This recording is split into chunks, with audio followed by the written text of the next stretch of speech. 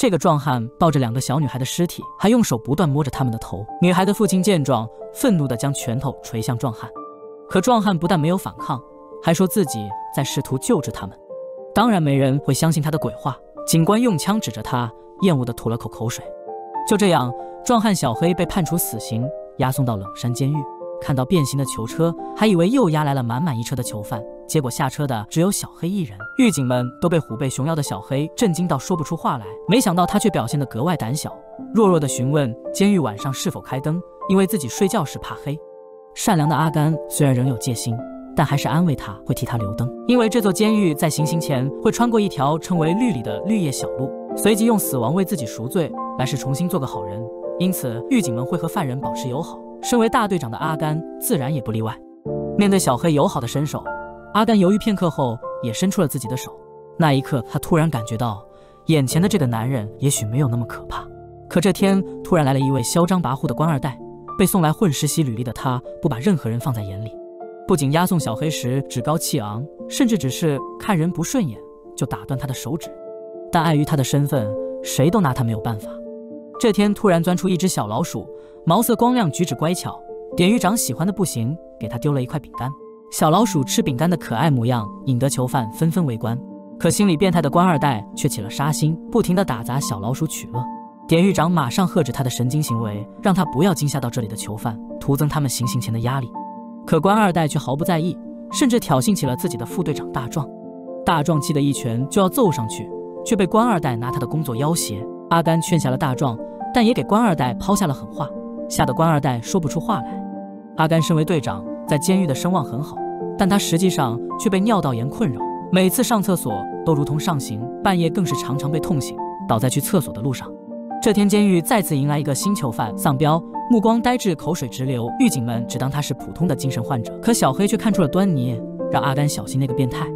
果然丧彪一进牢房就性情大变，他突然用手铐勒住面前的狱警，发疯似的怪叫起来。阿甘赶忙来帮忙制服，却被丧彪一脚踢到了要害，本就疼痛的下体直接雪上加霜，可他依旧强忍着疼痛前去帮忙。先前神气的官二代此时却在一旁瑟瑟发抖，不为所动。所幸大壮及时一棍子打翻了丧彪，这才阻止了事态升级。疼痛难耐的阿甘赶紧支走了同事，确认周围没人后，终于瘫倒在了地上。没想到此时小黑却让他到自己身边来，不明所以的阿甘费力地来到小黑的牢房前，却被小黑一把抓住。其他犯人见状立马大声呼救，没想到小黑竟然把手伸向了阿甘的下体，紧接着牢房内的灯逐渐明亮，随着一声爆炸，小黑缩回了手，阿甘瘫倒在地，一股特殊的感觉从下体传来。再看小黑，他反而变得痛苦不堪，他张开嘴巴吐出许多病虫，随即消散在空中。阿甘满脸震惊地问他做了什么，小黑只是说我治好了你。阿甘将信将疑，转身来到厕所，果真迎来了久违的通畅，爽快地仿佛上了天堂。回家后，他信心满满地解开了妻子的衣带，和妻子一觉睡到大天亮。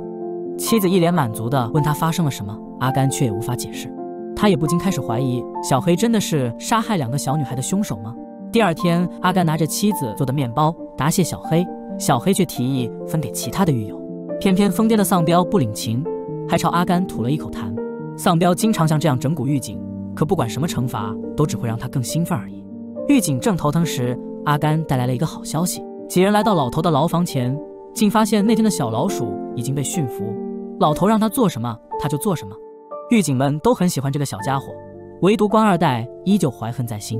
为了让其他犯人放松心情，狱警们邀请老头和小老鼠进行表演，从而远离丧彪带来的压力。只有官二代看不惯老头，一把推翻了他。正当他高傲地宣示主权时，丧彪一把勒住了他，变态的话语将他吓了个半死，缩在一旁尿了裤子。老头见他出丑，开心地笑出了声，气得官二代放出狠话，是要让他吃到苦头。没想到老头真的落到了他的手里，偏偏是官二代执行他的死刑。他十分不舍乖巧的小老鼠，阿甘和大壮安慰他，会给小家伙找个马戏团的工作，让他成为最受欢迎的表演者。老头于是放下了心，释怀着准备赴死。没想到小老鼠正散着步，却被官二代一脚踩了下去。老头绝望地痛哭着，眼看着小老鼠一命呜呼。在场的人震惊不已，却也拿官二代没有办法。面对崩溃的老头，小黑伸出手说也许还有救。阿甘将小老鼠交给了小黑，在众人疑惑的目光中，小黑的手心散发出耀眼的光芒，随即小黑又是痛苦不堪，张嘴吐出了无数飞虫。紧接着，小老鼠奇迹复活，径直跑回了老头手中。喜极而泣的老头犹如重获新生。狱警们问小黑做了什么，他只是说想让小老鼠有一个家。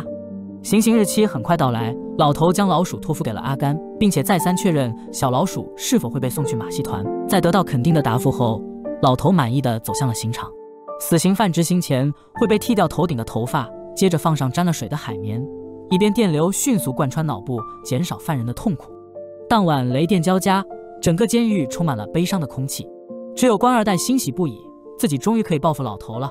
戴上头套前，他还告诉老头，没有马戏团会要一只老鼠，那都是哄你开心的话而已。老头在崩溃中被戴上头套，官二代为解心头之恨，故意将没沾水的海绵放到了头上。于是当电闸拉下的一瞬间，强大的电流流经全身，老头无比痛苦，却久久不能死去。但此时突然断电，也只会给犯人带来更大的痛苦，狱警只能无奈地等待。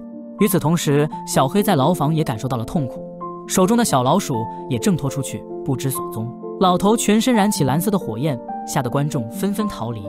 阿甘气愤地抓住官二代，让他好好看着自己犯下的罪行。几番挣扎后，老头终于痛苦地离开了人间。事后，官二代却一脸无辜地说自己不知道海绵要打湿。大壮再也无法忍耐，一拳打在他的脸上，可最终也没法拿官二代怎么样。阿甘随后找到了小黑，只见他满头大汗，泪流不止。他说自己感受到老头的痛苦，不小心也传递给了小老鼠，吓跑了他。小黑哭着躺了下来，面朝墙壁，不愿再看这世间。这天，阿甘参加典狱长的聚会，意外得知典狱长的妻子得了脑瘤。他一下就想到了小黑，尽管听上去非常荒唐，但走投无路的典狱长还是决定放手一搏。众人将小黑带到了典狱长家中，只见典狱长的妻子面容憔悴。小黑俯身向前，从他的口中吸出了秽物，下一秒，奇迹果然降临，女人的面容瞬间红润，一下子仿佛年轻了10岁。小黑再次一脸痛苦，可他没有像之前那样吐出飞虫。众人将小黑扶回了监狱，可他却突然一把抓住了官二代，将飞虫全部送进了官二代口中。官二代瞬间双目无神，失魂落魄地走远去，突然掏出枪，对着丧彪连开数枪，将其活活打死，随即自己也瘫倒在地，吐出满口飞虫。阿甘问小黑做了什么，小黑却让他握着自己的手。阿甘瞬间感受到了无尽的痛苦，原来之前小黑身边2个死掉的小女孩就是被丧彪所杀。